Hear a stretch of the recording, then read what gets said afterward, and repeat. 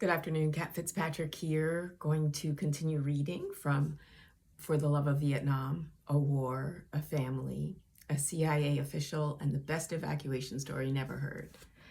In honor of the month we're in, I'm going to read the chapter, September 1974.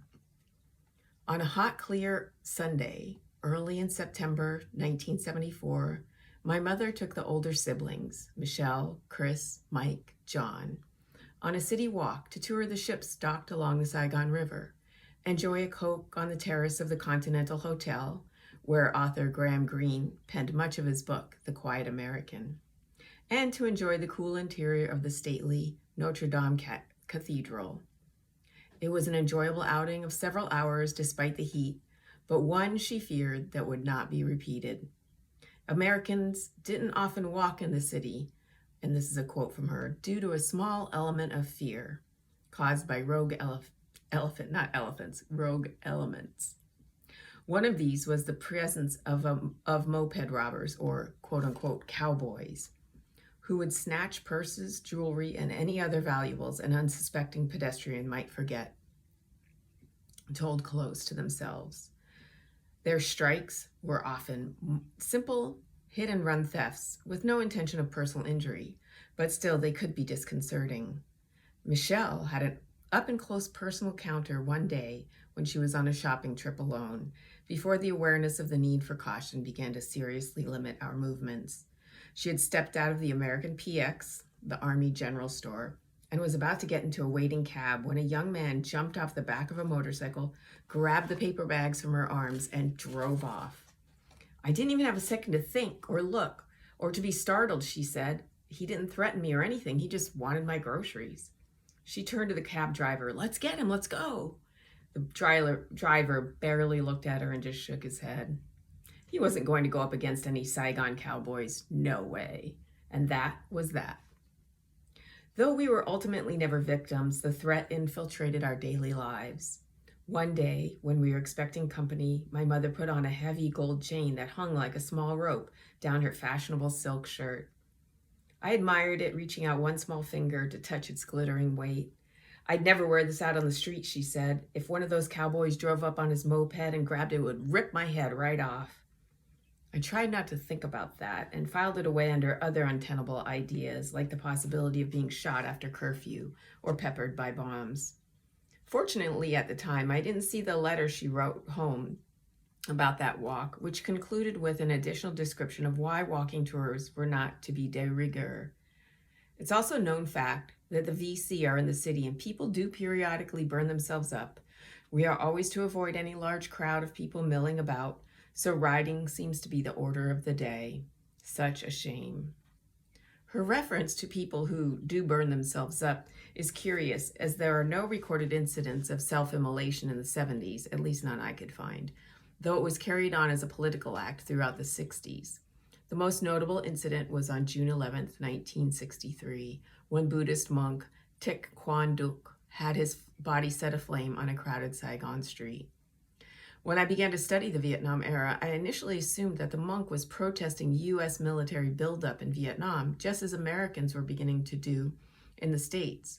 I was shocked to realize then that the reason this devout monk, whose religion included reverence for all life, including one must suppose his own, set himself on fire was not to call attention to the fighting between the North and the South, but the mistreatment of the Buddhists by the government that we, the United States of America, were supporting.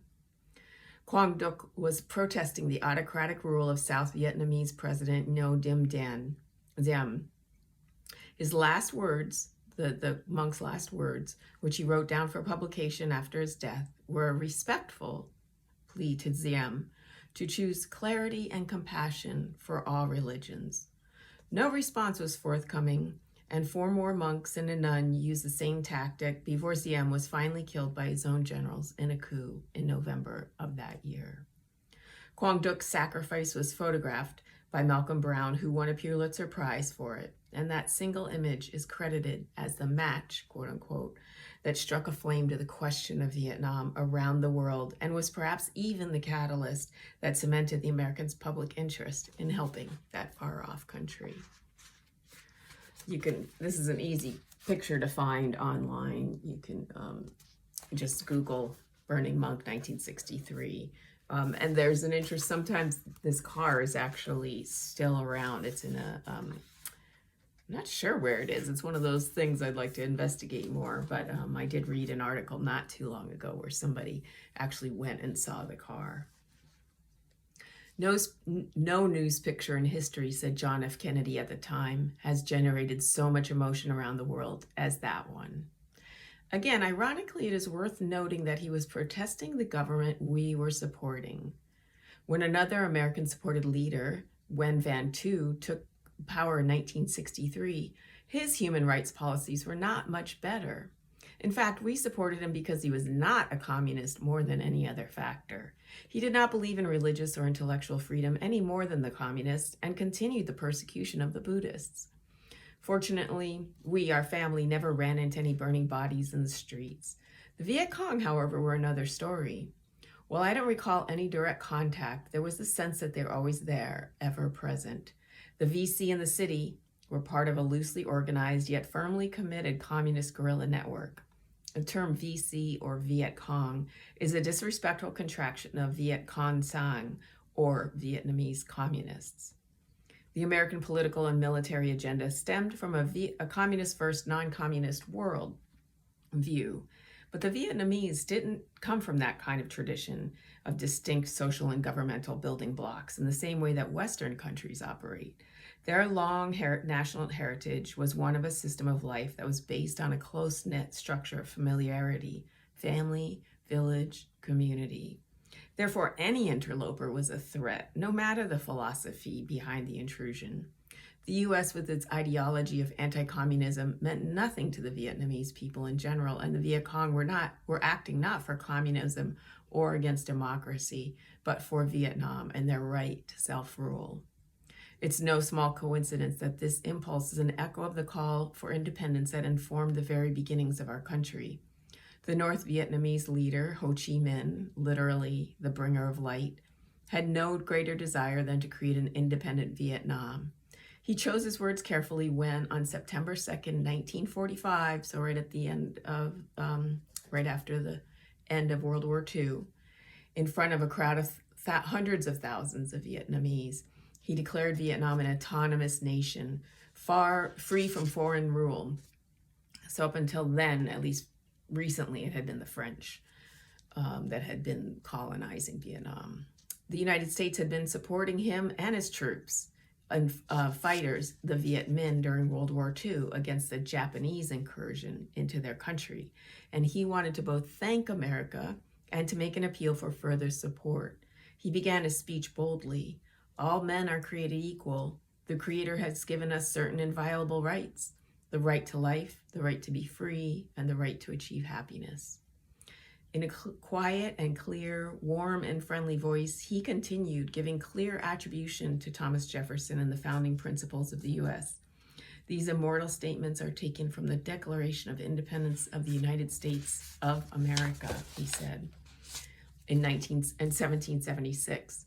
In a larger sense, he continued, this means all the people on earth are born equal. All the people have a right to live, to be happy and free. Ho subsequently wrote to President Harry S. Truman requesting support for their fight for independence against France, which had been colonizing Vietnam since the mid-1800s. But France was a longtime ally of America.